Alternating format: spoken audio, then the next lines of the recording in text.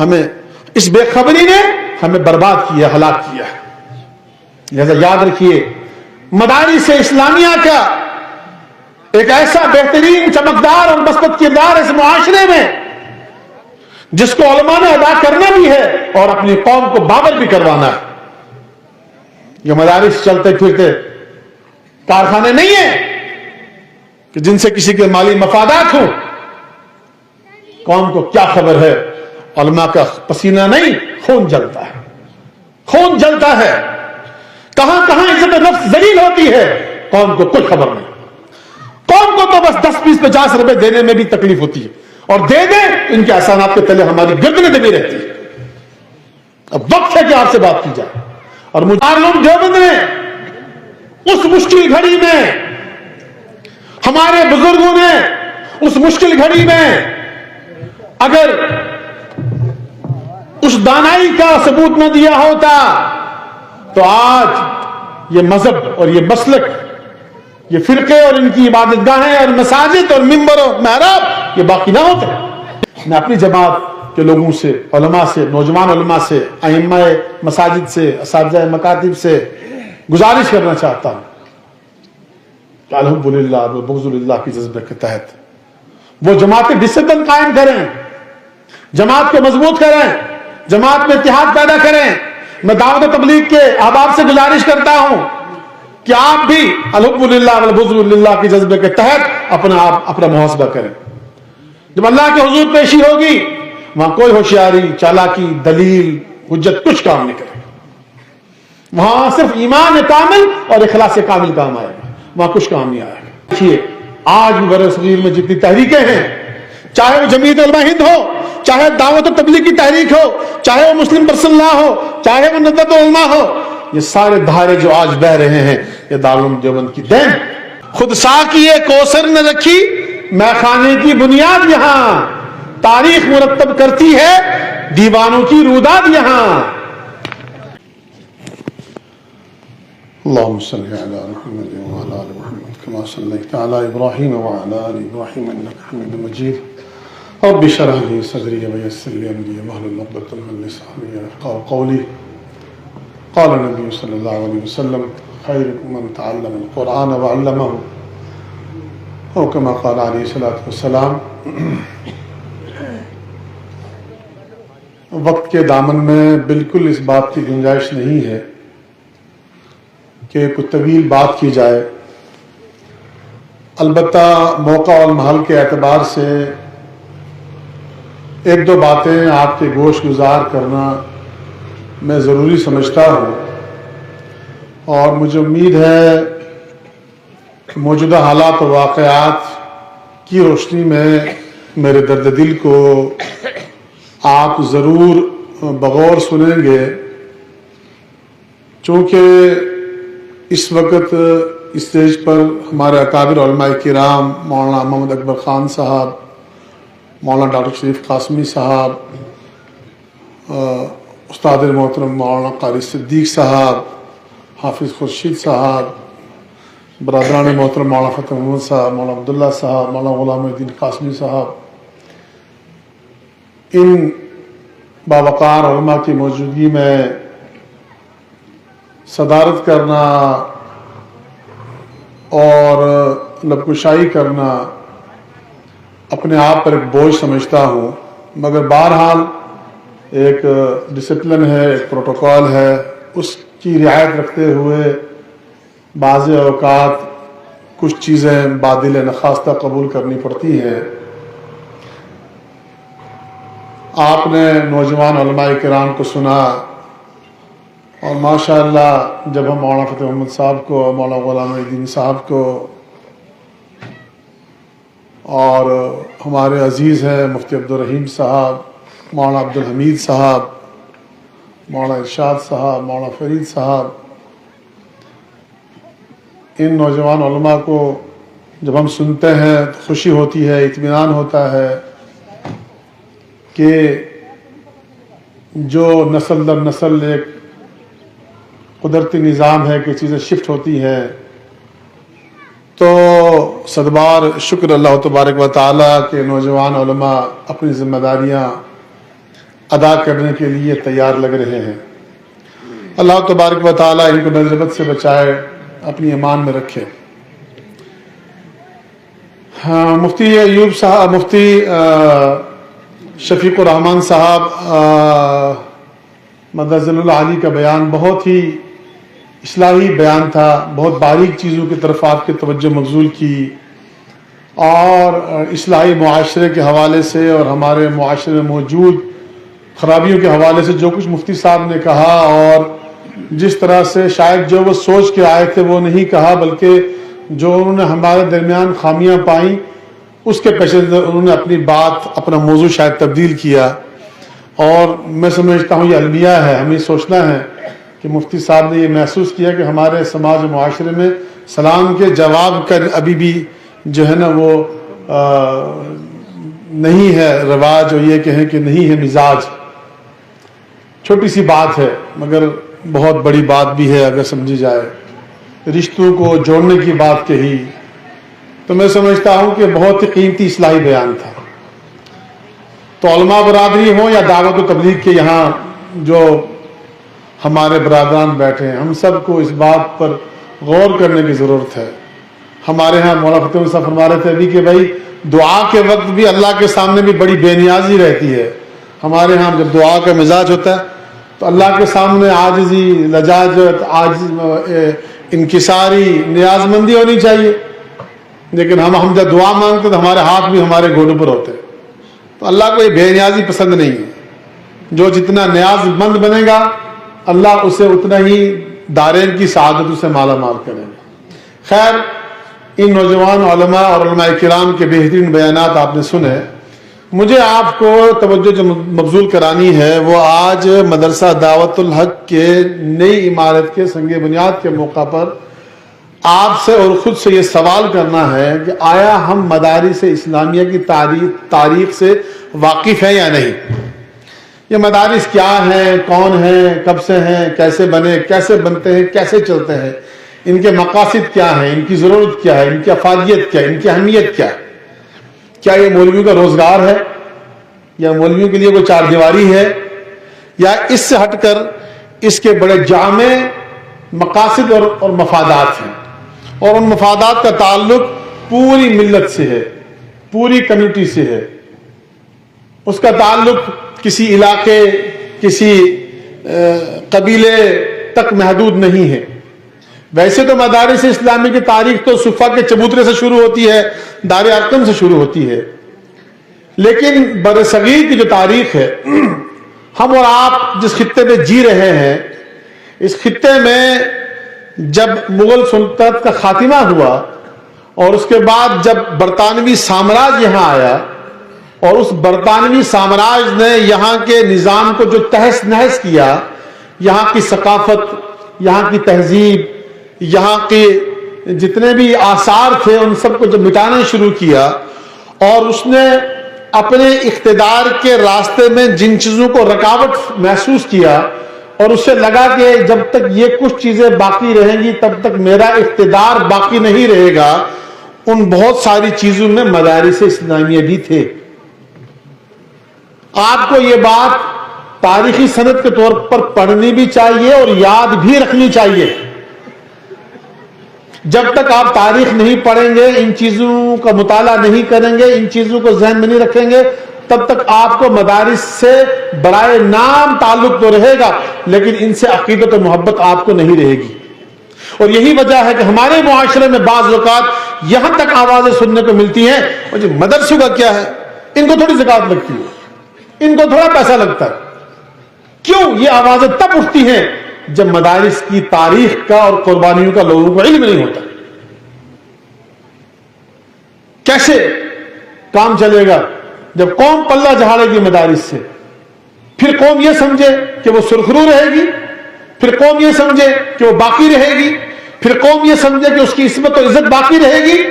بھول جائیے اس بات کو، کوئی نہیں پوچھے گا تمہیں، کوئی نہیں گھاس ڈالے گا تمہیں، کوئی نہیں عزت کرے گا تمہاری تہذیب، تمہارا تمدن سب کچھ مٹ کے رہ جائے گا، کوئی تمہاری عزت نہیں کرے گا۔ مدارس تمہاری شان ہے، مدارس تمہاری آن ہے، مدارس تمہاری بان ہے، مدارس سے یہ قوم زندہ ہے۔ اس دعوے پر اگر کسی کو شک ہو تو وہ تاریخ کا مطالعہ کرے اور پتہ کرے کہ برطانوی سامراج نے کتنا ظلم کیا علماء کے خاتمے کے لیے، برطانوی سامراج نے کتنا ظلم کیا مدارس کو مٹانے کے لیے. اور جب برطانوی سامراج نے ہندوستان کے تمام مدارس کو ملیا میٹ کر دیا، ان کو ختم کر دیا، ان کو تہس نہس کر دیا، اس وقت چند دردمندان قوم اٹھے جن کو یہ فکر ہوئی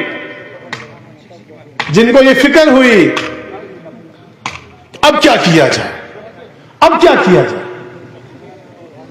کیسے اپنے دین اور دھرم کی حفاظت کی جائے، کیسے بچایا جائے. اس وقت چند درد مندوں نے، دل جلوں نے، درد رکھنے والے لوگوں نے ہندوستان کی راجدھانی دہلی سے دور چھپ کر دیوبند نام کی ایک بستی میں، گمنامی میں دارالعلوم دیوبند کی بنیاد رکھی، اور وہ شعلہ جو بجھا دیا گیا تھا اس کی ایک چنگاری کو وہاں دفن کر دیا، تاکہ جب تک یہ چنگاری باقی رہے گی تو شعلہ پھر بھڑکے گا. اور وہی ہوا. حضرت علامہ قاسم نانوتوی رحمۃ اللہ علیہ نے دیوبند میں دارالعلوم کی بنیاد رکھی، جس کے بارے میں مولانا مفتی ریاست علی بجنوری نے کہا، خود ساقیے کوثر نے رکھی میں خانے کی بنیاد یہاں، تاریخ مرتب کرتی ہے دیوانوں کی روداد یہاں، جو وادی فاراں سے اٹھی گونجی ہے وہ تکبیر یہاں. ہستی کے کیا شعر عظیم پورا، ہستی کے صنم خانوں کے لیے ہوتا ہے حرم تعمیر یہاں. دارالعلوم دیوبند اس قوم کا وہ محسن ہے جس نے اس قوم کی تہذیب و ثقافت کو بچانے میں وہ کردار ادا کیا ہے جو قیامت تک ناقابل فراموش رہے گا. اور آپ کی ہماری گردنوں پہ وہ احسان ہے کہ ہماری نسلیں بھی اس سے نہیں چکتا سکتی. اگر دارالعلوم دیوبند نے اس مشکل گھڑی میں، ہمارے بزرگوں نے اس مشکل گھڑی میں اگر اس دانائی کا ثبوت نہ دیا ہوتا تو آج یہ مذہب اور یہ مسلک، یہ فرقے اور ان کی عبادت گاہیں اور مساجد اور ممبر و محراب یہ باقی نہ ہوتے. میں تاریخی ریفرنسز سے باتیں کر رہا ہوں، اس لیے کر رہا ہوں کہ آپ کے ذہنوں میں اس تاریخ کا رہنا ضروری ہے. اس پورے بر صغیر کا چپا چپا دارالعلوم دیوبند کے احسانات کا مرہون منت ہے. سارے مسلک سن لیں، سارے علماء سن لیں اور تاریخ کا مطالعہ کریں. کسی کو شک ہو تو تاریخ کا مطالعہ کریں. یہ منبر رسول پہ بیٹھ کے جھوٹ نہیں بولا جاتا، اور جو بولے گا وہ سزا پائے گا. تاریخ کو پڑھیے. وہ تاریخ ہندوستان کی لائبریری میں بھی ہے، وہ تاریخ برطانیہ کی لائبریری میں آج بھی موجود ہے. اس تاریخ کو ہندوستان کے مورخین نے بھی لکھا ہے، اور اس تاریخ کو اس برطانوی سامراج کے مورخین نے بھی لکھا ہے. جب انہوں نے تاریخ لکھی کہ ہم ہندوستان سے کیوں بھاگے، وہ کیا اسباب تھے کہ جس کی وجہ سے ہمیں اپنی سلطنت سے، اتنی بڑی سلطنت سے محروم ہونا پڑا، انہوں نے لکھا کہ دارالعلوم دیوبند اور اس سے متعلق علماء نے جو آزادی کا دیپ جلایا، آزادی کا جو علم بلند کیا، ہم اس کے سامنے ٹک نہیں پائے. آج ہمیں اپنی تاریخ کا پتہ نہیں، اپنے آباء و اجداد کے کارناموں کا پتہ نہیں. ہمیں اس بے خبری نے ہمیں برباد کیا، ہلاک کیا. لہذا یاد رکھیے، مدارس اسلامیہ کا ایک ایسا بہترین چمکدار اور مثبت کردار اس معاشرے میں جس کو علماء نے ادا کرنا بھی ہے اور اپنی قوم کو بابر بھی کروانا ہے. یہ مدارس چلتے پھرتے کارخانے نہیں ہیں کہ جن سے کسی کے مالی مفادات ہوں. قوم کو کیا خبر ہے؟ علماء کا پسینہ نہیں، خون جلتا ہے، خون جلتا ہے. کہاں کہاں عزت نفس ذلیل ہوتی ہے، قوم کو کوئی خبر نہیں. قوم کو تو بس 10 20 50 روپے دینے میں بھی تکلیف ہوتی ہے، اور دے دیں ان کے احسانات کے تلے ہماری گردنیں دبی رہتی ہیں. اب وقت ہے کہ آپ سے بات کی جائے، اور مجھے یہ ورثہ اپنے والد سے ملا ہے کہ 2 ٹوک بات کی جائے. کیوں یہ مجمع اتنا مختصر ہے؟ کیوں اتنے بڑے ادارے کا سنگ بنیاد ہے؟ کیا آج اتوار کے دن بھی آپ کی ترجیحات میں اور میری ترجیحات میں سیر سپاٹا ہے، پکنک ہے، شادیاں ہیں؟ کون دین کے ان مراکز کی آبیاری کرے گا؟ کون ان مدارس کا تحفظ کرے گا؟ کون کھڑا ہوگا ان مدارس کے شانہ بشانہ؟ اور یاد رکھیے، آج بھی برِ صغیر میں جتنی تحریکیں ہیں، چاہے وہ جمعیت علماء ہند ہو، چاہے دعوت و تبلیغ کی تحریک ہو، چاہے وہ مسلم پرسنل لا ہو، چاہے وہ ندوۃ العلماء ہو، یہ سارے دھارے جو آج بہ رہے ہیں یہ دارالعلوم دیوبند کی دین. آج بھی اس قوم کے لیے، اس ملت کے لیے کوئی لڑ رہا ہے، کوئی فکر مند ہے، تو وہ یہی علماء کرام ہیں جنہیں حالات زمانے کی کوئی پرواہ نہیں. آج بھی وہ ڈنکی کی چوٹ اس قوم کی نمائندگی کر رہے ہیں، چاہے عدالتوں میں ہو، چاہے سماج میں ہو، چاہے سیاست میں ہو، کہیں بھی ہو. آپ کے لیے لڑنے مرنے دھڑنے والے یہی علماء کرام. اور اس دارالعلوم دیوبند نے وطن عزیز کی آزادی میں جو کردار ادا کیا، اس بے خبری نے بھی ہمیں برباد و ہلاک کیا. وطن عزیز کو برادران وطن کے شانہ بشانہ رہ کر جس طرح سے آزادی دلائی، وہ بھی تاریخ کا ایسا روشن باب ہے جس سے ہم باخبر ہیں. آپ کی روشنی سے اور تو منور ہوئے، خود ہم محروم رہے. لہذا مجھے بہت کچھ کہنا تھا اس ضمن میں، لیکن نماز کا وقت ہوا جا رہا ہے. مجھے بہت کچھ کہنا تھا آج کے اس موقع کی مناسبت سے، مدارس اسلامی کے حوالے سے، علماء کرام کے حوالے سے، اور وسیع تر علمی اور دینی اور سماجی اور ملی اور فلاحی خدمات کے حوالے سے. لیکن میں وہ سب کچھ اب کہہ پانے کی پوزیشن میں اس لیے نہیں ہوں کہ وقت کے دامن میں گنجائش نہیں ہے. صرف اتنا کہنا ہے کہ دارالعلوم دیوبند اور اس کے کابرین جیسا مخلص اس دھرتی پر کوئی نہیں ملے گا. دارالعلوم دیوبند اور ان کے کابر جیسا کنٹریبیوٹ کرنے والا طبقہ آپ کو کوئی نہیں ملے گا. عملی جد و جہد کرنے والے لوگ، قوم کو صحیح راہبری اور رہنمائی کرنے والے لوگ، اور قوم کا مشکل ساتھ میں دینے والے لوگ، اور آپ کے سروں کو فخر سے بلند رکھنے والے لوگ، یہی وہ علماء دیوبند ہیں جن کے ایمان، جن کے تقوی و طہارت، جن کا نعرہ توحید، جن کا جذبہ حب رسالت، اور جن کا قوم و سماج کے تئیں قربانی دینے کا مزاج آپ کو دوسری جگہ کبھی نہیں مل سکتا. یہ تاریخ کے حوالے سے کہہ رہا ہوں، چونکہ جب آپ پریکٹیکلی قوم کو کچھ دیتے ہیں تب آپ کسی کو بیوقوف نہیں بنا سکتے، تب آپ کو پریکٹیکلی یہ دکھانا ہوتا ہے. اور دارالعلوم دیوبند اور اس کے کابر آپ کو ایک نہیں ہزاروں دلائل دے سکتے ہیں کہ ہم نے قوم کو کیا کیا دیا. لہذا میں اپنی جماعت کے لوگوں سے، علماء سے، نوجوان علماء سے، ائمہ مساجد سے، اساتذہ مکاتب سے گزارش کرنا چاہتا ہوں کہ الحمدللہ والبغض للہ کی جذبے کے تحت وہ جماعت ڈسپلن قائم کریں، جماعت کو مضبوط کریں، جماعت میں اتحاد پیدا کریں.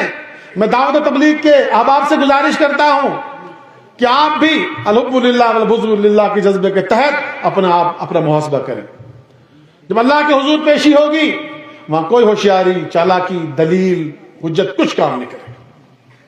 وہاں صرف ایمان کامل اور اخلاص کامل کام آئے گا، وہاں کچھ کام نہیں آئے گا. اس لیے مجھے یاد ہے بچپن میں جب بی بی سی سننے کا چلن ہوتا تھا تو میں نے بی بی سی سے ایک خبر سنی کہ سندھ میں کچھ لوگوں نے تبلیغی جماعت کے لوگوں کو اتنا مارا اور ان کا سامان مسجد اٹھا کے پھینک دیا کہ ان کے سر پھٹ گئے. تو جب پولیس پہنچی ان کے پاس ان کی فریاد رسی کے لیے تو ان سے کہا جی آپ ایف آئی آر لکھوائیں. انہوں نے کہا نہیں، ہم ایف آئی آر نہیں لکھوائیں گے. یہ ہمارے بھائی ہیں. ان کو نہیں خبر وہ طائف کے میدان میں جب فرشتے حاضر ہوئے کہ آپ حکم دیجئے ہم ان کو مسل کے رکھ دیں گے, کیا جواب تھا اللہ کے نبی کا؟ وہی جواب تھا ان جماعت والوں کا, نہیں یہ ہمارے ایمانی بھائی ہیں, ہم ان کے خلاف کبھی ایف آئی آر داخل نہیں کروائیں گے. یہ نہیں جانتے ہم ان کے لیے کیا سوچ رہے ہیں. کہاں گیا یہ خلوص, یہ ایثار کہاں گیا, کدھر گیا؟ علماء سے سوال ہے, اپنے آپ سے سوال ہے, آپ سے سوال ہے.